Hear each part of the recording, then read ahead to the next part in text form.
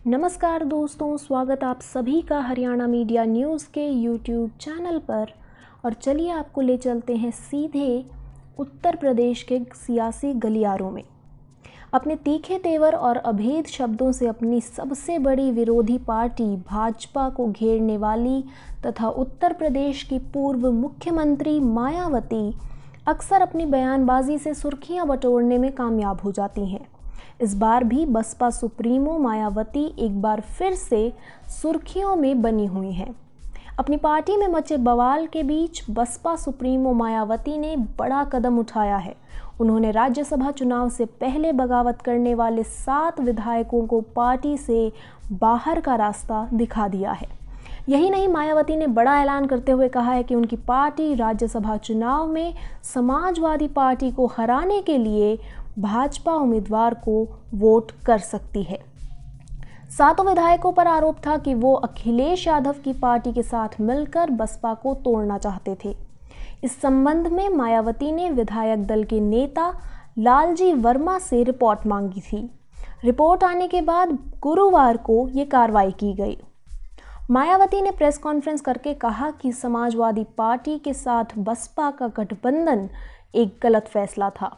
उन्होंने कहा कि 1995 गेस्ट हाउस कांड का मुकदमा वापस लेना भी गलती थी। आज यहाँ मैं इस बात का भी फिर से खुलासा कर देना चाहती हूँ कि जब इस बार सपा के साथ मिलकर लोकसभा चुनाव लड़ने का यहाँ उत्तर प्रदेश में हमारी पार्टी का इनके साथ गठबंधन हुआ, तो तब फिर हमारी पार्टी यहाँ पूरे जी जान से इस गठबंधन को जिताने में लग गई थी। लेकिन वही दूसरी तरफ सपा के मुखिया गठबंधन होने के पहले दिन से ही श्री एससी मिश्रा जी को अक्सर ये कहते रहे कि अब तो सपा व बसपा का गठबंधन हो गया है। तो ऐसे में अब बहन जी को 2 जून के मामले को भुला के इस केस को वापस ले लेना चाहिए। आप बहन जी से इस बारे में जरूर बात करें। तब फिर ये केस चुनाव के दौरान ही हमें वापस भी लेना पड़ा।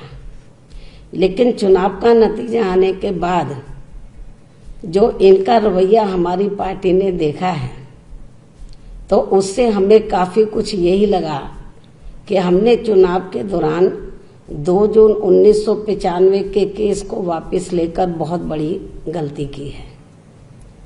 साथ ही इनके साथ ना ही कोई चुनावी गठबंधन आदि भी करना चाहिए था। ये भी हमने थोड़ा गलत फैसला ले लिया। बहरहाल मायावती फिलहाल सभी 7 विधायकों को निलंबित कर चुकी हैं। उनकी सदस्यता रद्द की जाएगी।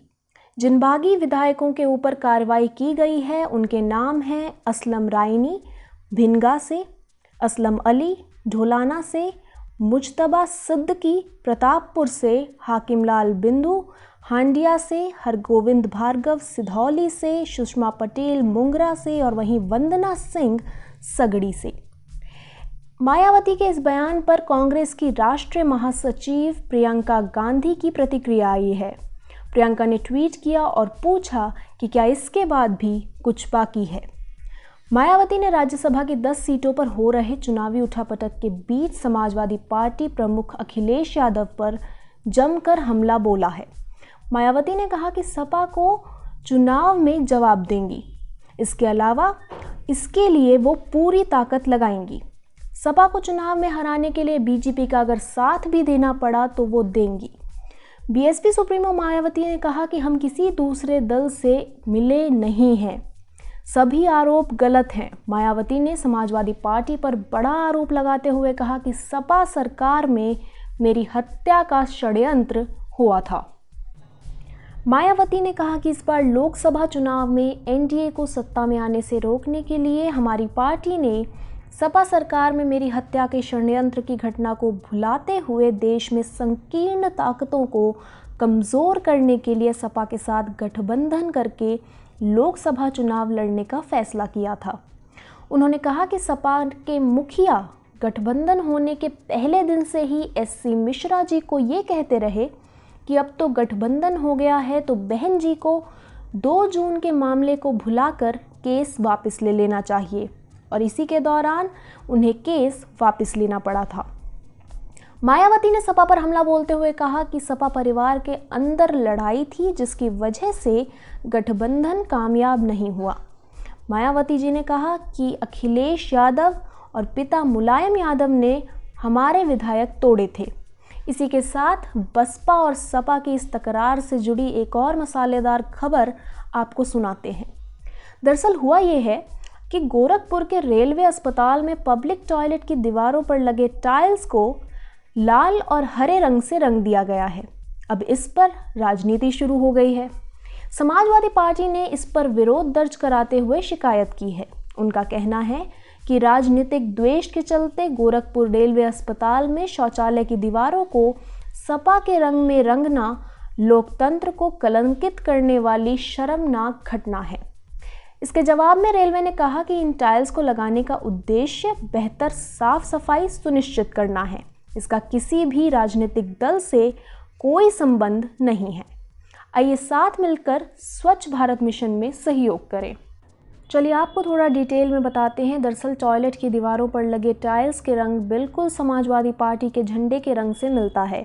इसको देखते हुए समाजवादी पार्टी ने विरोध करते हुए ट्वीट किया है। ट्वीट में समाजवादी पार्टी ने टॉयलेट की फोटो के साथ लिखा है, दूषित सोच रखने वाले सत्ताधीशों द्वारा राजनीतिक द्वेष के चलते गोरखपुर रेलवे अस्पताल में शौचालयों की दीवारों को सपा के रंग में रंगना लोकतंत्र को कलंकित करने वाली शर्मनाक घटना है। एक प्रमुख राजनीतिक पार्टी के ध्वज के रंगों को अपमान करना घोर निंदनीय है। संज्ञान ले और रंग तत्काल बदले जाएं।